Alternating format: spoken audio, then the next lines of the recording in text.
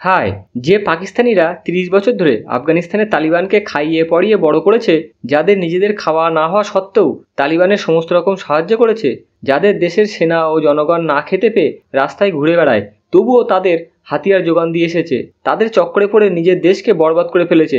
কিন্তু এত সব কিছু কিসের জন্য? শুধুমাত্র একটি আশায়, আর সেটা হলো যেদিন ভারত পাকিস্তানের সঙ্গে যুদ্ধ হবে তখন তালিবান পাকিস্তানের সঙ্গ দেবে, পাকিস্তানের কাঁধে কাঁধ রেখে ভারতের বিরুদ্ধে লড়াই করবে, আর কাশ্মীরকে পাকিস্তানের হাতে তুলে দিতে তাদের সাহায্য করবে। কিন্তু আজকের দিনে পরিস্থিতি অন্যরকম। এতদিনে তিলে তিলে যে তালিবানকে তারা বড় করেছে, তারাই সবার প্রথমে পাকিস্তানের উপর প্রহার করেছে। বিশ্বাস করতে পারছেন না তাই তো? দুটি তথ্য তুলে ধরবো, তাতেই আপনারা সবটাই বুঝতে পারবেন। প্রথমটি হচ্ছে দুদিন আগে অপারেশন সিন্দুর, যেটার দ্বারা ভারতের সেনা পাকিস্তানের মধ্যে থাকা জঙ্গি ঘাঁটি ধ্বংস করেছে, যেটার বহু প্রমাণ আপনারা সোশ্যাল মিডিয়া নিউজ চ্যানেলে খুবই দেখেছেন, এবং সেটা 100% সত্যিও। তারপরেও তালিবানের সবথেকে বড় লিডারের যে বয়ান এসেছে, তাতে পরিষ্কার করে দিয়েছে যে আফগান তালিবান কার দিকে। আসলে তিনি জানিয়েছেন এই বিষয়টি ইসলামের নয়, এই জন্যই তারা কিছুই করবে না। বিষয়টি ভারতের হিন্দুদের এবং পাকিস্তানের পাঞ্জাবিদের, তারা নিজেরাই এই বিষয়টি দেখে নেবে, তাদের সঙ্গে এর কোনো সম্পর্ক নেই। এরপরেও আফগানিস্তানের সরকারি আধিকারিক তারা কি জানিয়েছে? তারা পাকিস্তানের সমর্থনে কোনো রকম বয়ান দিতে অস্বীকার করেছে। শুধু এটাই জানিয়েছে দুই দেশের উত্তেজনাকে নিয়ে তারা চিন্তিত।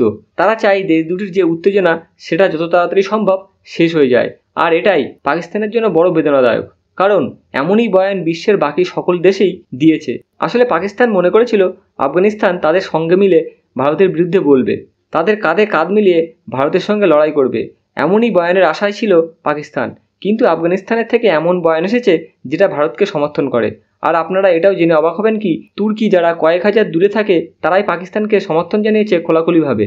কিন্তু আফগানিস্তানের মধ্যে উপস্থিত তালিবান, যারা তাদের একনিষ্ঠ বন্ধু ছিল, তারা সাহায্য করা তো ছেড়েই দিন, পাকিস্তানের পক্ষে কোনো রকম বয়ান দিতে অস্বীকার করেছে। শুধু তাই নয়, এই বিবাদটিকে হিন্দু এবং পাকিস্তানের পাঞ্জাবের বলে এই বার্তা দিয়েছেন কি তারা আধিকারিকভাবে পাকিস্তানের সেনাকে পাকিস্তানি বলে মানেন না।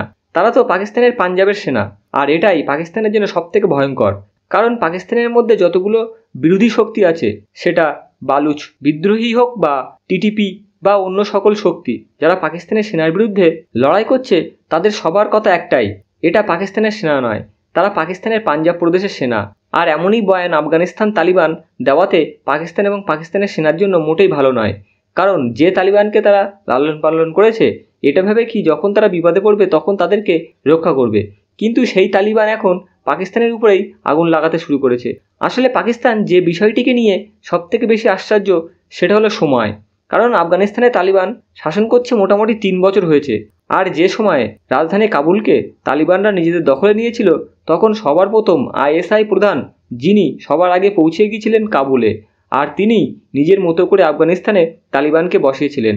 শুধু তাই নয়, ভারতকে নিশানা করে একটি ছবিও জারি করেছিলেন, আর বলেছিলেন টি ইজ ফ্যান্টাস্টিক, অর্থাৎ আফগানিস্তান তাদের কাছে এমনই যেমনটি এই চায়ের কাপ। কিন্তু আপনারা খেয়াল করুন 3 বছরের মধ্যে কতটা পরিবর্তন হয়েছে। পাকিস্তানের হাতের চায়ের কাপ তো ছাড়ুন, তালিবানরা এই সময় সেই গরম চা পাকিস্তানের উপরে ঢেলে দিয়েছে। আর এটা তো সবে শুরু, কারণ দেশ দুটির মধ্যে উত্তেজনা এমনই হতে চলেছে যেমনটা ভারত এবং পাকিস্তানের মধ্যে। কারণ বিগত 3 বছরের মধ্যে খেয়াল করুন কয়েকবার বিবাদ হয়েছে সীমানাকে নিয়ে পাকিস্তান এবং আফগানিস্তানের মধ্যে।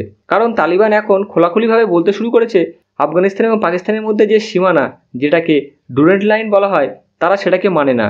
কারণ এই সীমারেখা দ্বারা পাকিস্তানি সেনা আফগানিস্তানের কয়েক হাজার কিলোমিটার জমি দখল করে নিয়েছে, আর তারা সেটা ফিরিয়ে আনবেই। আর এটা থেকেই আপনারা ভাবুন দেশ দুটির সম্পর্ক কোন পর্যায়ে যেতে চলেছে। আর এখন এমনই কঠিন সময়ে তারা পাকিস্তানের সঙ্গ না দিয়ে ভারতের পাশে দাঁড়িয়েছে। আর এটাই যদি পাকিস্তানের ইতিহাসে সবথেকে কূটনৈতিক হার মানা হয়, তাহলে সেটার মধ্যে কোনো রকম ভুল নেই।